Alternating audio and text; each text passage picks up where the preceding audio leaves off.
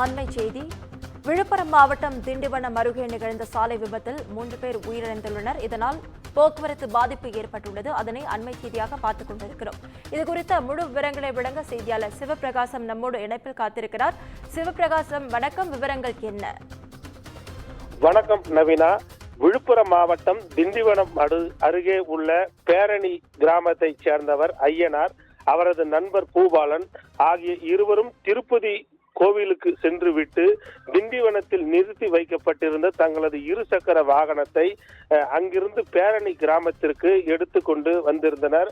அப்போது Vilakkambadi petrol bunk அருகே வரும்போது திண்டிவனத்தில் இருந்து விழுப்புரம் மார்க்கமாக அதிவேகமாக வந்த ஒரு காரானது ஏற்கனவே நடந்து சென்ற ஒருவர் மீது மோதி அவர் தூக்கி வீசப்பட்ட நிலையில் அந்த காரானது இவர்கள் இருவர் மீதும் மோதியது, விபத்துக்குள்ளானது.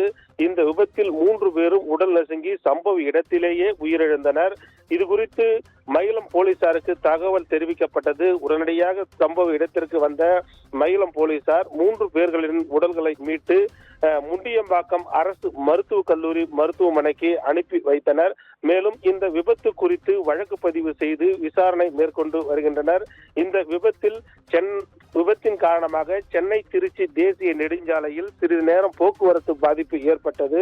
மேலும் ஒருவர் உயிரிழந்தது யார் என்பது அடையாளம் தெரியாத நிலையில் அது குறித்து காவல்துறையினர் விசாரணை மேற்கொண்டு வருகின்றனர்.